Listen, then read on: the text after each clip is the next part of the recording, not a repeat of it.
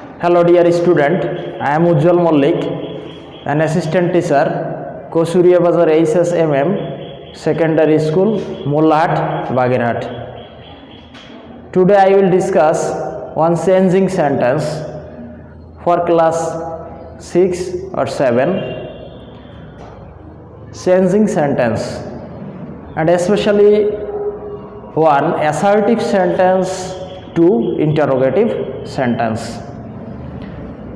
তো আমরা চেঞ্জিং সেন্টেন্সের একটা বিষয় নিয়ে একটু আলোচনা করব আজ, সেটা হচ্ছে অ্যাসার্টিভ সেন্টেন্সকে কীভাবে আমরা ইন্টারোগেটিভ সেন্টেন্সে ট্রান্সফর্ম করতে পারি।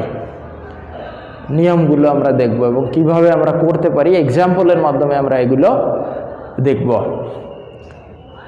তো let's see on the blackboard assertive sentence to interrogative sentence. আমি এখানে তিনটা সেন্টেন্স লিখে রেখেছি। এ নাম্বারে আছে হি ইজ সিক, বি নাম্বারে আছে we have done the work, C নাম্বারে আছে রিমন কান্ট হেল্প ইউ। তাহলে এই যে তিনটা সেন্টেন্স আছে, তিনটা সেন্টেন্সের কিন্তু গঠনের দিক থেকে এরা হচ্ছে অ্যাসার্টিভ সেন্টেন্স। তো সাবজেক্ট আছে, ভার্ব আছে, তারপরে অবজেক্ট বা অ্যাডজেক্টিভ আছে। সেক্ষেত্রে এই সেন্টেন্সগুলো সবই অ্যাসার্টিভ সেন্টেন্স। এখন অ্যাসার্টিভ সেন্টেন্সটাকে কিভাবে আমরা ইন্টারোগেটিভ সেন্টেন্সে ট্রান্সফর্ম করতে পারি, তো আমরা আগে একটু দেখে নিব যে এই যে সেন্টেন্সটা আছে হি ইজ সিক, এখানে একটা ভার্ব আছে ইজ। তো এরপরে বি নাম্বারে we have done the work, এখানে আরেকটা ভার্ব আছে হ্যাভ। 3 নম্বরে রিমন কান্ট হেল্প ইউ, এখানে ক্যান আছে আর একটা ভার্ব আছে। তো বেসিক্যালি এই সেন্টেন্সে যদিও ইজটা অক্সিলিয়ারি ভার্ব হিসেবে ব্যবহৃত হয়নি, এখানেও প্রিন্সিপাল ভার্ব। তারপরে আমরা বি ভার্ব যেগুলো আছে অ্যাম, ইজ, আর, ওয়াজ, ওয়্যার, এগুলোকে অক্সিলিয়ারি ভার্ব হিসেবে ব্যবহার করি। তো সেই দিক থেকে বিবেচনা করলে দেখা যাচ্ছে তিনটা সেন্টেন্সে আমরা তিনটা অক্সিলিয়ারি ভার্ব পাই। প্রথম সেন্টেন্সে ইজ আছে, দ্বিতীয় সেন্টেন্সে হ্যাভ আছে, তৃতীয় সেন্টেন্সে ক্যান আছে। তো যখন ইন্টারোগেটিভ করব আমাদের আরেকটা বিষয়ও একটু খেয়াল রাখতে হবে, সেটি হচ্ছে যে অ্যাসার্টিভ সেন্টেন্সটা অ্যাফার্মেটিভ আছে এটাকে ইন্টারোগেটিভ করার সময় নেগেটিভ হবে, আবার যে অ্যাসার্টিভ সেন্টেন্সটা নেগেটিভ আছে ইন্টারোগেটিভ করার সময় সেটি অ্যাফার্মেটিভ হবে। তাহলে বিপরীত হবে, অ্যাফার্মেটিভ থেকে নেগেটিভ, নেগেটিভ থেকে অ্যাফার্মেটিভ। তাহলে আমরা যদি এ নাম্বার সেন্টেন্সটাকে দেখি, এই সেন্টেন্সটা কিন্তু অ্যাফার্মেটিভ আছে, হি ইজ সিক। তাহলে ইন্টারোগেটিভ করতে হলে আমাদের অক্সিলিয়ারি ভার্বটাকে আগে লিখতে হবে ইজ, তারপরে আমরা লিখব সাবজেক্ট, তারপরে যেহেতু এটি অ্যাফার্মেটিভ আছে নেগেটিভ হবে, অর্থাৎ নট লিখতে হবে আমাদের, ইজ হি নট। এরপরে বাকি যে অংশটা আছে পুরো অংশটা লিখে দিব এবং আমরা একটা ইন্টারোগেটিভের চিহ্ন দিয়ে দিব। তাহলে কি হলো, ইজ হি নট চিক, এটি হলো ইন্টারোগেটিভ সেন্টেন্স। এখন আমরা যদি চাই যে অক্সিলিয়ারি ভার্বের সাথে নটটাকে শর্ট ফর্মে রাখবো, তাহলেও কিন্তু আমরা রাখতে পারি। তাহলে অ্যান্সারটা হবে এরকম, ইজেন্ট হয়ে যাবে, ইজেন্ট হি চিক, অ্যান্সারটা হবে এরকম। পরে বি নাম্বারটা আমরা দেখব, এখানেও একটা অক্সিলিয়ারি ভার্ব আছে হ্যাভ। একইভাবে আমরা হ্যাভকে আগে লিখব, তারপরে সাবজেক্ট লিখব। যেহেতু এটি অ্যাফার্মেটিভ সেন্টেন্স এটা নেগেটিভ হবে, তো সেক্ষেত্রে নট ইউজ করতে হবে। বাকি যে অংশ আছে ডান দ্য ওয়ার্ক বসে যাবে, শেষে ইন্টারোগেটিভের চিহ্ন হবে। ঠিক একইভাবে আমরা এই হ্যাভের সাথে নটকে সংক্ষিপ্ত আকারে আমরা কি লিখতে পারি, হ্যাভেন্ট লিখতে পারি। তো এরপরে আমরা দেখবো সি নাম্বারের যে এক্সাম্পলটা দেওয়া আছে, Rimon can not help you. তাহলে ক্যান নট হেল্প ইউ, এখানে আমরা দেখতে পাচ্ছি যে নেগেটিভের একটা চিহ্ন আছে। তাহলে এই নেগেটিভের চিহ্নটা ইন্টারোগেটিভ করার সময় রাখা যাবে না, কারণ নেগেটিভ থাকলে অ্যাফার্মেটিভ করতে হবে। তাহলে অক্সিলিয়ারি আছে কি, ক্যান আছে, তাহলে ক্যান আগে হবে, এরপরে হবে সাবজেক্ট, তারপরে আমরা লিখে দিব নট বাদে যতটুকু আছে হেল্প ইউ।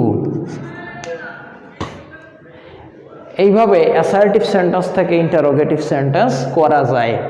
যদি অক্সিলিয়ারি ভার্ব থাকে তাহলে সেক্ষেত্রে আমরা এইভাবে অ্যাসার্টিভ থেকে ইন্টারোগেটিভ সেন্টেন্স করব। যদি অক্সিলিয়ারি ভার্ব না থাকে তখন আমরা কি করব? তখন আমাদের টেন্স অনুসারে 3টা ওয়ার্ড ইউজ করতে হবে, ডু, ডাজ, ডিড। এই 3টা ওয়ার্ড আমরা টেন্স অনুসারে ইউজ করব। এখন আমরা ওইগুলো দেখব। তাহলে এখন আমরা দেখব যে অক্সিলিয়ারি ভার্ব যদি না থাকে তাহলে কিভাবে অ্যাসার্টিভ সেন্টেন্স থেকে ইন্টারোগেটিভ সেন্টেন্স করা যায় তার এক্সাম্পল দেখব। আমরা একটু বোর্ডের দিকে দেখি, the birds fly in the sky. এখানে সাবজেক্ট কি? সাবজেক্ট হচ্ছে দ্য বার্ডস, ভার্ব কি? ফ্লাই। তাহলে ভার্ব হচ্ছে ফ্লাই, এখানে কোনো অক্সিলিয়ারি ভার্ব নেই। এখানে ফ্লাই ভার্বটার প্রেজেন্ট ফর্ম না পাস্ট ফর্ম? এটা হচ্ছে প্রেজেন্ট ফর্ম। তো যেহেতু প্রেজেন্ট ফর্ম আছে অর্থাৎ এটি আছে প্রেজেন্ট ইনডেফিনিট টেন্স। তো প্রেজেন্ট ইনডেফিনিট টেন্সের ক্ষেত্রে আমরা ব্যবহার করব ডু অথবা ডাজ। কি ইউজ করব? ডু অথবা ডাজ। আর যদি পাস্ট ইনডেফিনিট হয় তাহলে আমরা ইউজ করব ডিড। তো আগের ক্ষেত্রে যে কথাটা বলেছিলাম এর আগে যখন করিয়েছি অক্সিলিয়ারি ভার্ব যুক্ত সেন্টেন্সকে ইন্টারোগেটিভ, সেক্ষেত্রে এখানে একটা কথা কমন আছে, সেটি হচ্ছে অ্যাফার্মেটিভ থাকলে নেগেটিভ হবে, নেগেটিভ থাকলে অ্যাফার্মেটিভ হবে। তো যেহেতু এটি প্রেজেন্ট ইনডেফিনিট টেন্স তাহলে কি ইউজ করব আমরা? ডু অথবা ডাজ। এখন ডু হবে না ডাজ হবে সেটি নির্ভর করবে ভার্বের উপরে। যেমন ফ্লাই, ফ্লাই ভার্বটা যেমন একেবারে তেমনই এখানে ব্যবহৃত হয়েছে, অর্থাৎ ভার্বের শেষে এস বা ইএস নেই। যদি ভার্বের শেষে এস বা ইএস থাকে তাহলে হচ্ছে ডাজ ব্যবহার করতে হবে, আর না থাকলে ডু ব্যবহার করতে হবে। তাহলে এখন আমরা এই সেন্টেন্সে কি ব্যবহার করব? ডু। তো যেহেতু এই সেন্টেন্সটি অ্যাফার্মেটিভ, এই সেন্টেন্সে আমাদের নট ইউজ করতে হবে। তো নট ইউজ করতে হবে, ইচ্ছা করলে আমরা এটাকে শর্ট ফর্মে ডুর সাথে কিন্তু ডোন্ট ইউজ করতে পারি। নট দিয়ে দিলাম একবারে, ডোন্ট। এবার সাবজেক্ট নিয়ে আসবো, don't the birds fly in the sky. Don't the birds fly in the sky হবে। তাহলে পরের সেন্টেন্সটা আমরা দেখব, শি নোজ ইউ ওয়েল। তাহলে নোজ হচ্ছে একটা ভার্ব, তাহলে নোজ শেষে এস আছে, এটি প্রেজেন্ট ইনডেফিনিট টেন্স। তাহলে প্রেজেন্ট ইনডেফিনিট টেন্স হলে ডু বা ডাজ হয়। যদি ভার্বের শেষে এস বা ইএস থাকে তাহলে কোনটা ইউজ করতে হয়? ডাজ। ডাজ ব্যবহার করব আমরা। তো এক্ষেত্রেও দেখা যাচ্ছে সেন্টেন্সে কোথাও নট নেই, অর্থাৎ আমরা এটা নট ইউজ করব। ডাজেন্ট, সাবজেক্ট লিখব শি, ভার্ব লিখব নো। এস রাখা যাবে না, এস কিন্তু ডাজের সাথে ব্যবহার করা হয়ে গেছে। তাহলে অবজেক্ট অংশটা লিখে দিব, ইন্টারোগেটিভের চিহ্ন হবে। তাহলে যদি প্রেজেন্ট ইনডেফিনিট টেন্স হয় আমরা অক্সিলিয়ারি হিসেবে কি ব্যবহার করব? ডু আর ডাজ ইউজ করব। আর যদি পাস্ট ইনডেফিনিট হয়, যেমন এখানে এফ নাম্বারে যে এক্সাম্পলটা দেওয়া আছে, you saw a bird, you saw a bird. তাহলে স যেহেতু লেখা আছে এটি ভার্বের কোন ফর্ম? প্রেজেন্ট না পাস্ট? এটি ভার্বের পাস্ট ফর্ম। তো যেহেতু এটি পাস্ট ফর্ম অর্থাৎ এটি পাস্ট ইনডেফিনিট টেন্সে আছে, তাহলে অক্সিলিয়ারি ইউজ করতে হবে আমাদের ডিড। তো এই সেন্টেন্সে কি কোথাও নট আছে? নট নেই, এটি একটি অ্যাফার্মেটিভ সেন্টেন্স, তাহলে আমাদের নট ইউজ করতে হবে, অর্থাৎ এটি হবে হচ্ছে ডিডেন্ট। এরপরে আমরা সাবজেক্ট লিখে দেব ইউ। এখন সোয়া যে ভার্বটা আছে এই ফর্মটা হচ্ছে কি পাস্ট ফর্ম। তো পাস্ট ফর্ম থেকে এটাকে আমরা কি করে দেব? এটিকে প্রেজেন্ট ফর্ম করে দেব। তাহলে সোয়ের প্রেজেন্টে কি আছে? সি। অবজেক্ট আছে আ বার্ড, ইন্টারোগেটিভের চিহ্ন হবে। এইভাবে আমরা অ্যাসার্টিভ সেন্টেন্স থেকে ইন্টারোগেটিভ সেন্টেন্স করতে পারি। যদি অক্সিলিয়ারি ভার্ব থাকে তাহলে অক্সিলিয়ারি ভার্বটাকে আমরা ইউজ করে করব, আর যদি অক্সিলিয়ারি ভার্ব না থাকে তাহলে আমরা সেক্ষেত্রে টেন্স অনুসারে ডু, ডাজ, ডিড ব্যবহার করব। এইভাবে আমরা ইন্টারোগেটিভ সেন্টেন্স করতে পারি। ট্রান্সফরমেশনের ক্ষেত্রে আমাদের অ্যাফার্মেটিভ থেকে নেগেটিভ হবে, নেগেটিভ থেকে অ্যাফার্মেটিভ করতে হবে। তাহলে এখন আমরা আরও দুটো এক্সাম্পল দেখব। এই এক্সাম্পলের ক্ষেত্রে আগেরগুলোর থেকে একটু পার্থক্য আছে। এখানে সাবজেক্ট হিসেবে ইউজ করা হয়েছে এভরিবডি, এটা সাবজেক্ট আছে নান।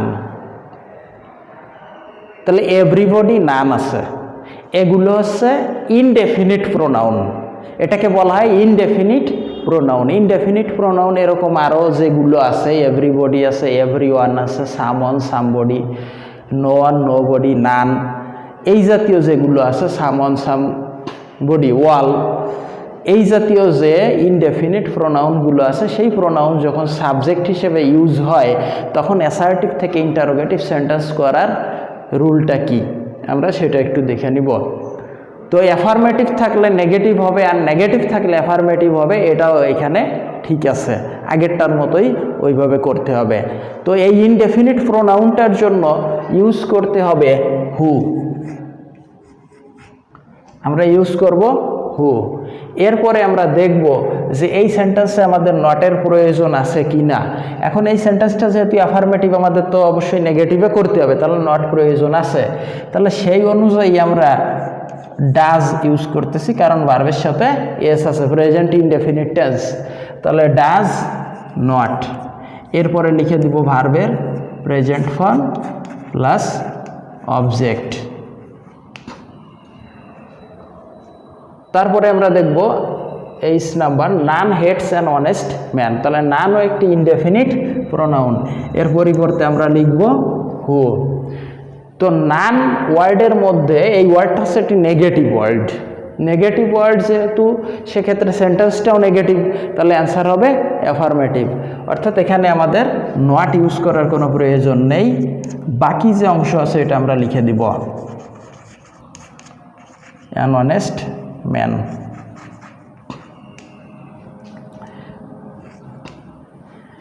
এইভাবে ইন্টারোগেটিভ সেন্টেন্স করা যায়। তো অ্যাসার্টিভ থেকে ইন্টারোগেটিভ সেন্টেন্স করতে হলে এইভাবে আমরা ইন্টারোগেটিভ সেন্টেন্স করতে পারি। So no more today, thank you all.